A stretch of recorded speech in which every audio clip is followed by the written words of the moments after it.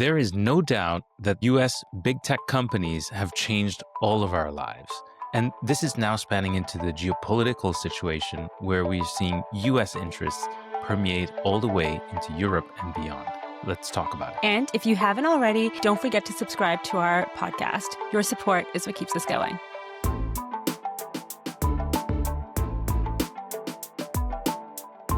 Welcome back to the Rethinking Tech podcast. I'm Aparna. And I'm Harinda. Our podcast breaks the topic of tech apart, covering the surprising connections between geopolitics, business, and ethics. We're both humanitarians, and I'm a lawyer, currently trying to soak in as much sun in Malta as I can before heading back to frigid Canada. And I'm a former entrepreneur, globetrotter, and currently in frigid Helsinki. Every week, we break down the hottest tech topics that you need to know about. And today, we're talking about the impact of US tech on European values. We're going to do it by breaking it down into 3 segments: the tech implications. Who are these tech companies that we're talking about that are infiltrating European values? The second, the geopolitical aspect of it. And lastly, the ethical qualms, if any, that currently exist. Harinda, help us ground this discussion, though. Like, why are we talking about this? What are European values? What are values anyway? So this is a very challenging topic, especially as a non-European, even though I was raised in Europe. Basically, we should start by saying, what is it that prompted this discussion? In Europe, there are a number of different pieces of legislation that are being put up for debate. And very specifically today, there's going to be a vote at the parliament in the EU on a digital omnibus overhaul, essentially, being able to simplify and almost deregulate so much around the GDPR, AI Act, DMA, and some of these tech legislations. But these types of moves from the EU Parliament are actually ways of questioning European life and lifestyle. And we also know that Europe is seen as less competitive. It's the world's museum. And there's always been a level of mockery around the EU, its capacity for being able to innovate. And in fact, they always say that you go to the US to innovate and you go to the EU to regulate. So these kinds of statements are not just damaging, but actually they reflect a very singular narrative, and we wanted to crack this nut open. Yesterday, I was having this discussion, being in Helsinki, being in Finland, that is bordering not just the EU, of course it's part of the EU, but also with Russia, there's a completely different mindset. And so I started to reflect about how is it that US big tech interests and US geopolitical interests are coming into the EU and really changing this dynamic, not just across the geopolitical sphere, not just across companies. And one of the things that I definitely want to cover are the people. So before we get further into the topic, the EU is made up of such diverse countries. The values that I try to derive as European values, having grown up in North America, and given that you currently reside there, please let me know if this is an accurate reflection. But it kind of boiled down to 5 main values. And the first was a focus on human dignity over a focus on the economy and on market success. The second is privacy. Europeans seem to care a lot more about how their data is used or manipulated and where it goes. The third is linguistic diversity. The fourth is the collective over the individual. And the last speaks to innovation, which you touched on, but having a more precautionary viewpoint on innovation and being a bit more hesitant and not jumping in straight away. Would you say those 5 are adequately representative of European cultural values? I think that they're good representations, but there are these sort of fibers in between that are also really important. It is because it has a long, deep history across a number of different moments of time in not just the EU history, but the world history. And as a result, we've seen that the EU and the nation states within the EU have evolved a great deal culturally, not just from a technology or innovation standpoint. And one of those things is also what we're seeing in China as an example. When they take their approach to innovation, digital technologies, they don't say that this is the end all and be all of our existence. This is not where we're going to stake 100% of our bets. What they say is it's an important element and we acknowledge its power, but at the same time, Chinese culture, Chinese heritage. And similarly, EU culture and EU heritage is really important. And this is not something that we talk about very much when we talk about North America, where American values, American culture, and American heritage is a much shorter span of history. And so I think that this is lost in translation when we have these discussions. It begs the question, why are we talking about the impact of American tech on EU values then, and not on the values of China, not on the values of Brazil, of India? And I think China is its own beast, so we should think about it as probably twofold. One, China has held on to its own values and culture a lot more strongly than any other country, I would argue. And the second is that China has also been prevented from accessing the same levels of technology, be it by their own government or be it by foreign governments. They haven't had the same influence or the same access, which has allowed them to keep more of that culture. So that's on the China piece. But for other nations, I would say it's because many of them still look to the EU as leaders when it comes to the space in regulation, when it comes to values, maintaining culture. So a lot of the world is watching how the EU handles and navigates this current world we're living in. I think a lot of people are translating the EU's current approach to re-legislating certain areas and actually using the term digital vassal states because of the fact that it's starting to align perhaps even too much to what the US interests are. And as a result, that criticism is coming not just at the EU, but EU politicians. When I was growing up in Europe, I remember that we used to have digital technologies coming from Japan as the cutting edge. And we used to have catalogs of products in Japan, and we would be marveling around new mini disc players and CD players and all of these things. MP3 was starting to come out, and all of this was really coming out of Japan. And fast forward to today, what is it that we marvel over? It's the Apples, it's the Googles, it's the Metas, and not just their stratospheric valuations, but it's also the fact that they are the ones that are really entrenched in our daily lives, our daily routines. Let's talk about these tech players and what we're talking about when we say the impact of tech on European values. In doing research for this episode, I really was able to boil down these tech influencers or tech factors into three big categories. The first is social media, the second is AI, and the last is platforms and regulation generally, which we touched on a little bit. But let's start with social media. US social media platforms have very much set the norms for speech, conflict, virality, and identity. And the rise of influencer culture in the US seems to be in direct contrast with the European cultural gatekeepers traditionally, who used to be public broadcasters, news anchors, local press, versus now more and more Europeans are also, similar to Americans, getting their news from social media. And what I find really interesting is that predominantly social media's focus has been in English. So that linguistic diversity that Europe prides itself on is slowly amalgamating into now being focused on English, where yes, you'll definitely still have clips that go viral that are in a different language, but not as much. English seems to be the predominant language that is being spoken across social media platforms, and Europeans have converged on that. They haven't started their own social media platform. They haven't gone in a different direction. It's very much an understanding that if we want to access this platform, this is just the bare minimum we're going to have to do.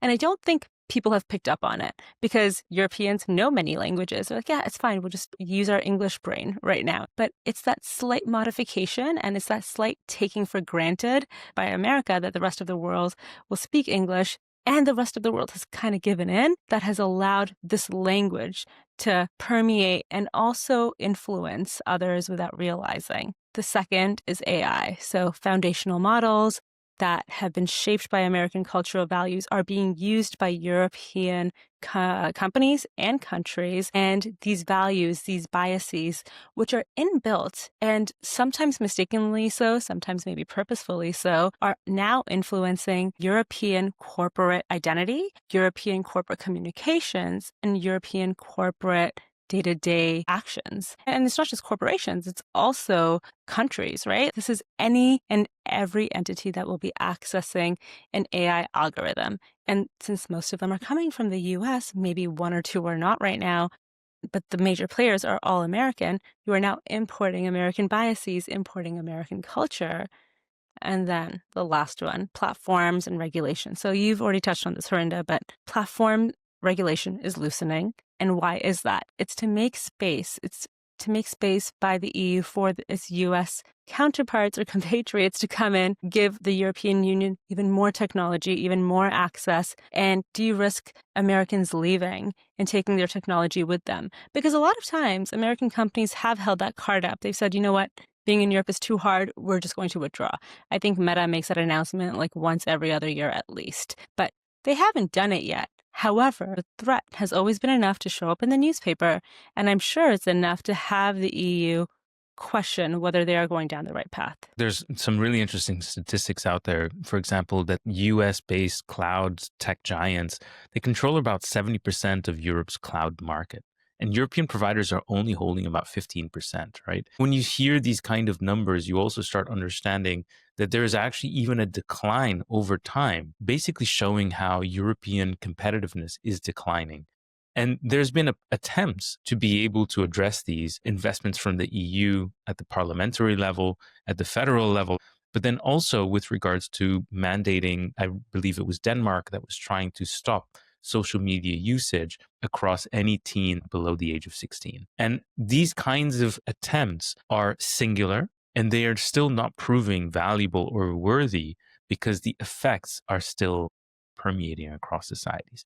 And so we're starting to see that these are different areas or different approaches that the EU is taking, but actually that their aims and goals are surrounding this topic of sovereignty, but actually that digital sovereignty is really difficult to do. In fact, only 16% of EU tech and policy leaders believe that Europe can achieve digital sovereignty. So you can start seeing that there is also this sort of sense of hopelessness when it comes to digital conversations within the EU. Do you think it's possible to have sovereignty without having digital sovereignty in today's day and age?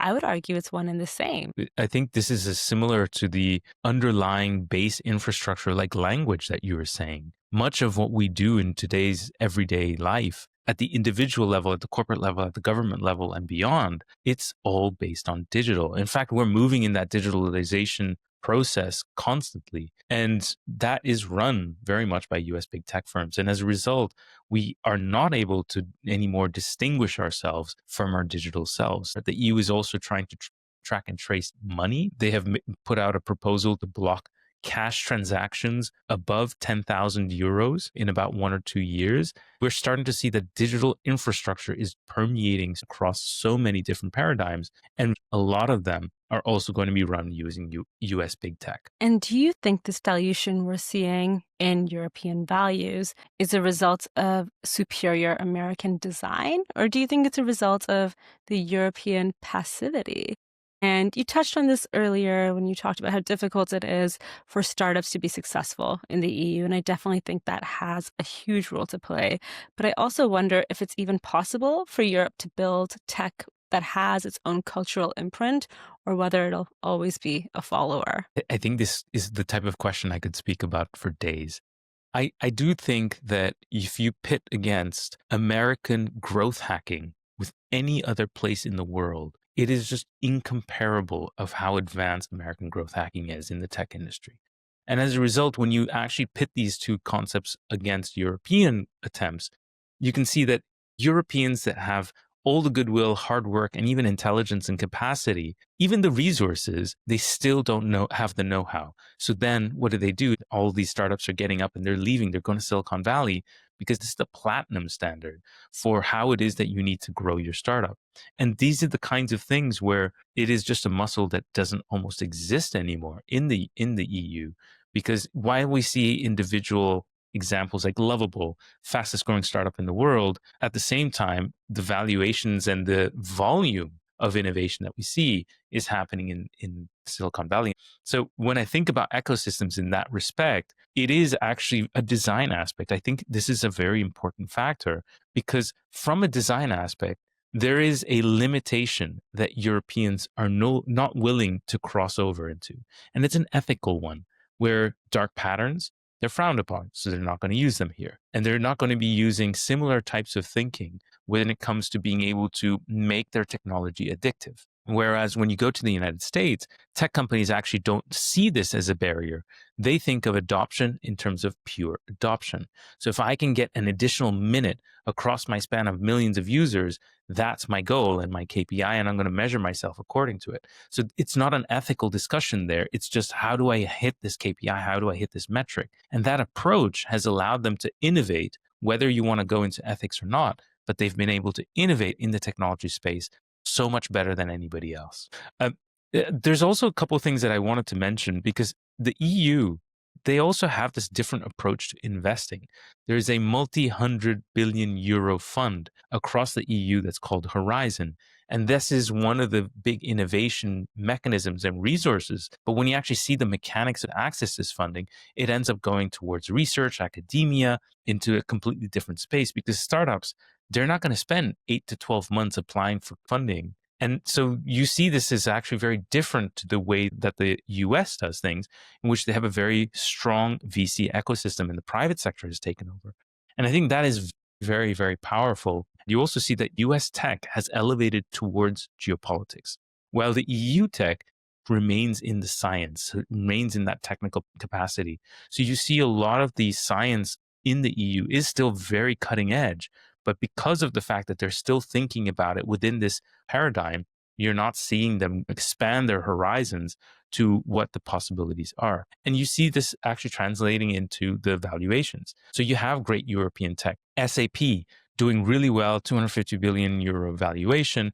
But then you have the competitors, Oracle, 650 billion, and Microsoft, 3.77 trillion. And then you can say, okay, ASML, the leading AI chip manufacturer in the EU, it's just dwarfed compared to NVIDIA, which is in that $5 trillion range. But all of this to say that you are starting to see this minimization of the EU ecosystem just when it's pitted up against the American. Those valuation figures are terrifying just when you contrast them. And when you look at it, I think it's also from a geopolitical perspective evident that the transatlantic ties are shifting.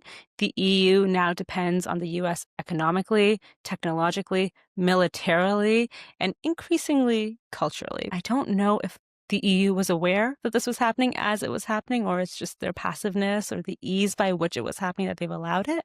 But the reliance on the US, especially when it comes to things like defense, tech, social media platforms, and supply chains, is evident. And the repercussions are that those effects permeate across Europe and into things like culture, which is something that Europeans pride themselves on. They'll say, like, you know what, we don't have the best economy, we don't have the best innovative sectors, but at least we have our culture.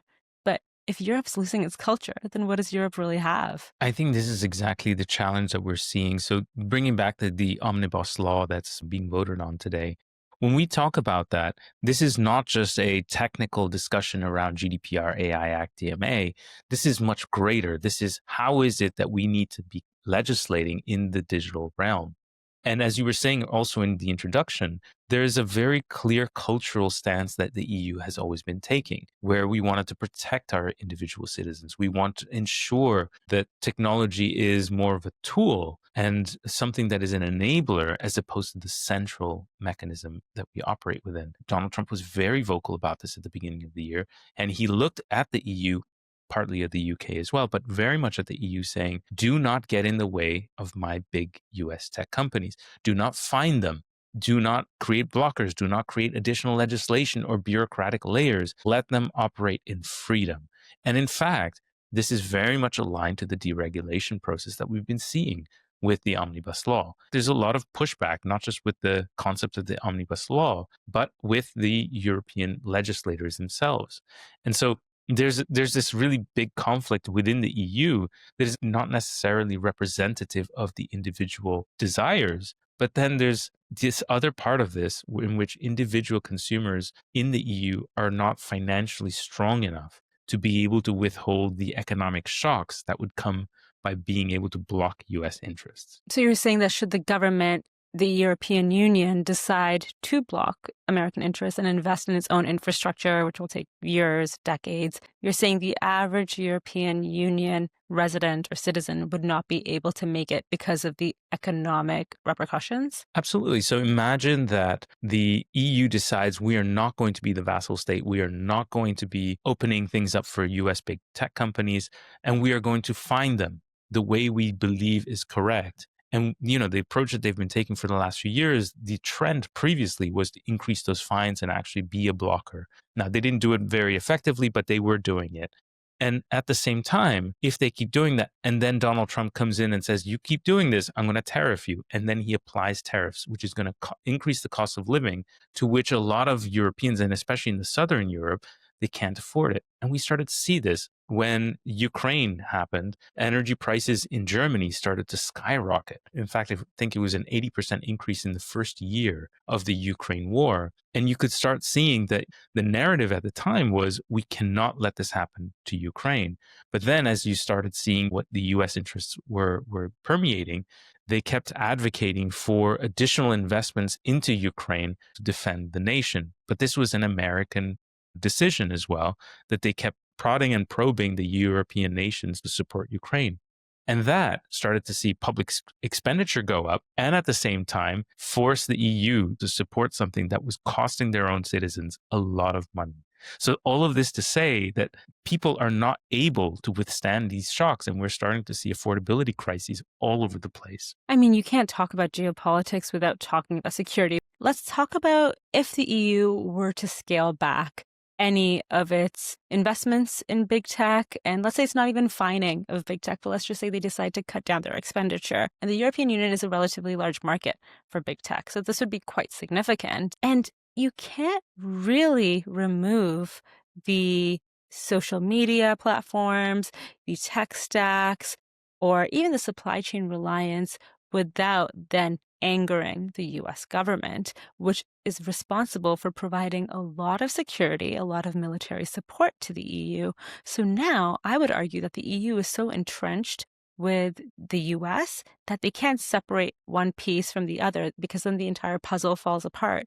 The EU could very much then be the victim of the US saying, you know what, we don't feel like supporting you right now. We know you're part of NATO, but I don't think it would take a lot for the US to decide that they're not going to listen to any NATO requirements or follow suit with them. So this is something that the EU has to be aware of, not just from a cultural perspective and a maintenance of their values, but also in terms of a long-term viewpoint. And this is a really good, not just framing, but a way of fleshing out the point, in which when it comes to security, the EU for decades has been relying on the US for security for many, many different areas. And as a result, this is also not a place in which we do see, sure, there's going to be an increase of investment because of NATO to see the European states increase their budgets towards defense spending. But at the same time, there's two parts to this. On the one side, a lot of that is going to be increased defense spending that routes to American companies. And as a result, it's going into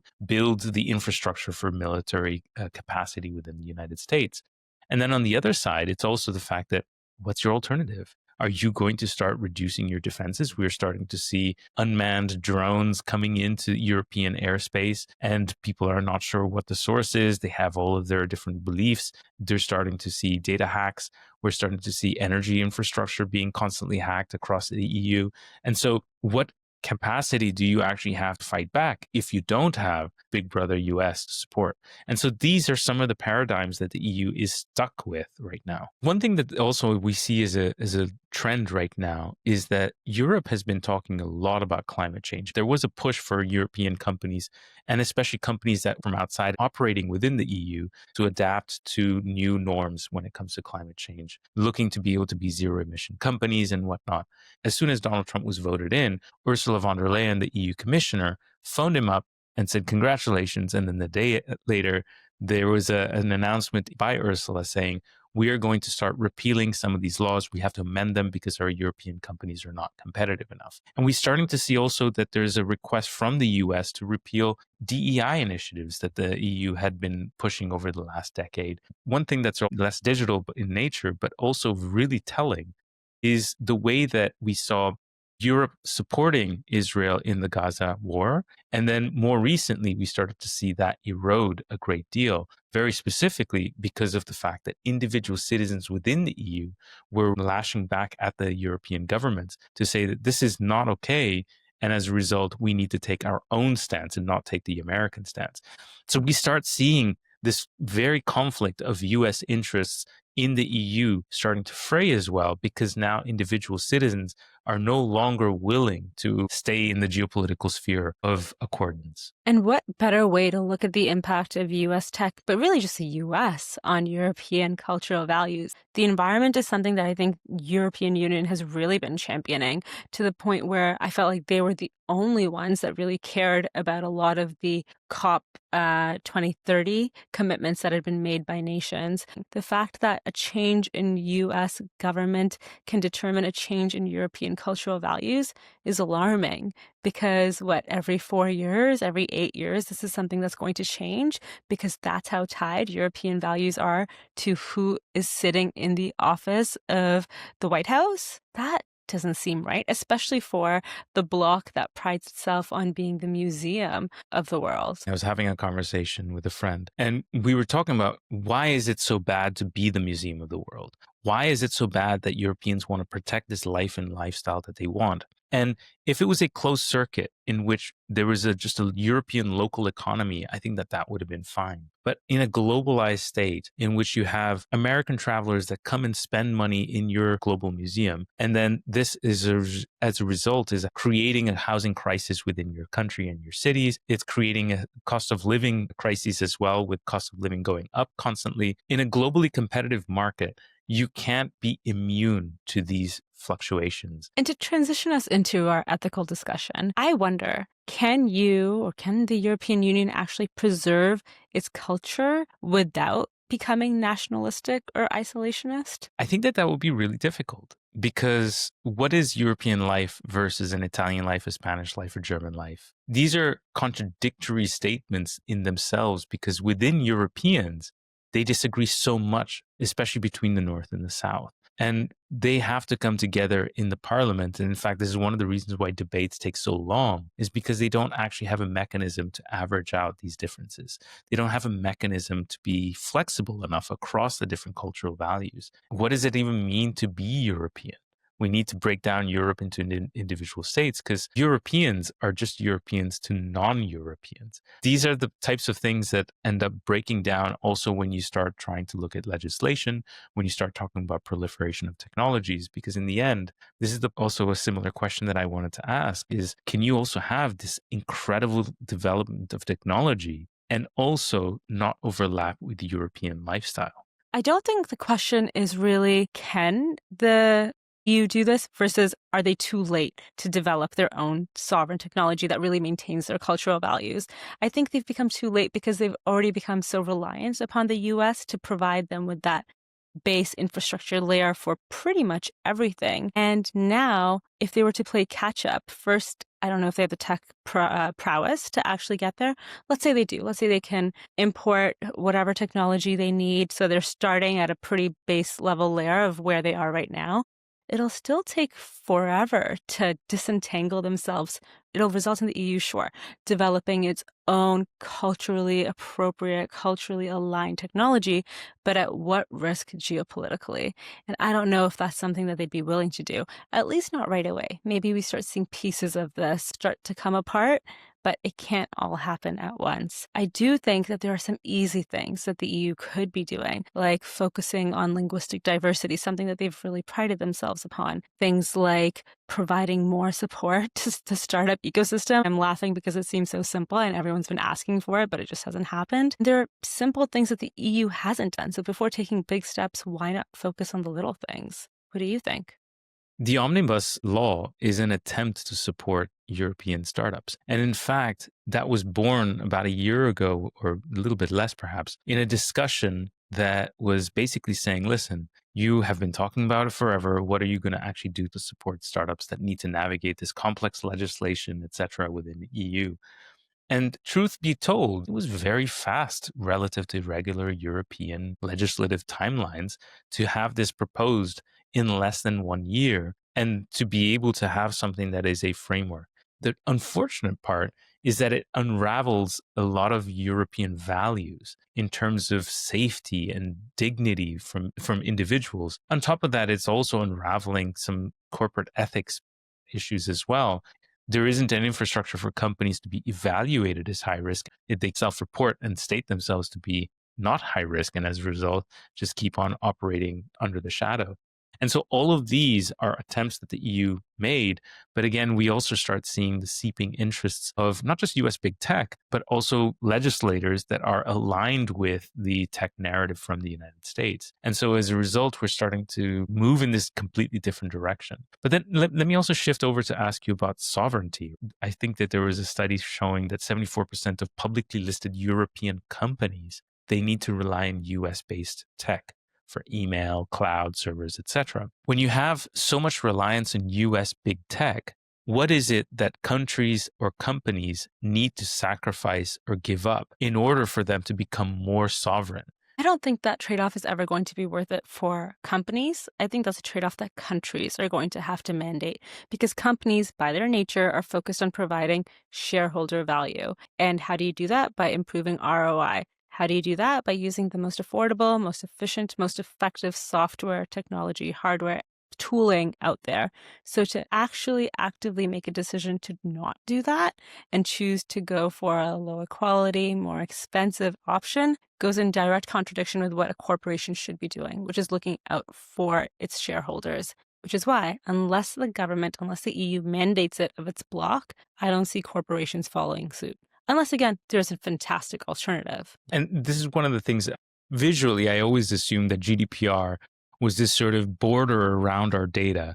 And there were barking dogs at the border that were constantly trying to breach the barrier and try to get access to it. But I also now started wondering whether it's because there's a lack of policing, whether tech companies, not just in the US, but across the world that operate in the EU. And DeepSeek was a really good example of companies that basically just used EU data and farmed it for their own benefit. And so when you have this, I also wonder if you lack the policing capacity, what difference does this legislation make anyway? They're only going to be fining the large tech companies. All of the small and medium ones are always getting off scot-free. And so this is one of the challenging areas also, not just from a legislative perspective, but from an implementation perspective that the EU was always having. And so when you ask the question, as I have been, as to what European citizens or residents can do to maintain their culture, because this is something that Europeans are very proud of. It's not just the government, it's the people as well. And I came up with a short list. You being a resident European, please let me know if this is an accurate list. I think the first thing, and this is something that you and I champion across all of our episodes, is digital literacy, actually understanding the algorithms that you're using, the biases they have, where they're from, and how their narrative might be shaping your narrative.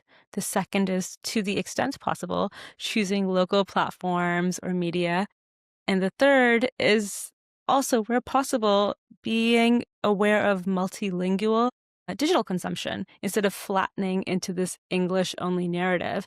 As a predominantly English-only speaker, it hurts to say this, but I really respect people who can speak more than one language. Also, just the active participation in those European values, things like art, civic groups, community, things that Europeans really pride themselves on. Go have an Aperol. This is what the rest of the world is jealous of. Maintain that culture that you've held on to so strongly. And lastly, and this kind of speaks to your digital identity point, try not to offload your identity formation and who you are and who you're becoming to platforms. As we're seeing more and more reliance on AI chatbots, where there's even now religions forming around people who are following AI that closely, this is something that we have to hold on to even more strongly. Know your sense of identity, what's important to you, and don't just give it up. I really appreciate the practical nature of what you would be recommending. I think this is really, really important. The part that I think is also really important is to take a step back into the more strategic realm as well. When we talk at the government level, what is it that governments are touting as the engine for European economies? It used to be automotive. It used to be lifestyle and fashion. It used to be all of these things, which have been eaten up by all sorts of other countries. And so I'm still failing to see at the EU level What is that engine that people can attach themselves to that will be the locomotive that's going to catch them into the future? The challenge that I'm seeing is that I don't think that there is a compelling enough vision within the EU to say this is what is going to take us into the 22nd century. But instead, what we're struggling with is how do we retain our 18th century values? And so this conflict, in my opinion, is essentially the dragging of feet for change. And what I would love to see is that if you do have this narrative, then you can associate all these cultural values to it and talk about how it needs to evolve. Because I think that what you were saying is probably the most important aspects of the operationalization of it. But unfortunately, I have not seen business models that allow people to maintain 9-to-5 jobs. In fact, in Europe, they've abused it. They went from 9-to-5 to 10-to-4 to 10-to-3 to 4-day work weeks to 3-day work weeks. And there's this constant sort of movement in the opposite direction of capitalism and more towards socialism, which is not really helpful from a globally competitive market.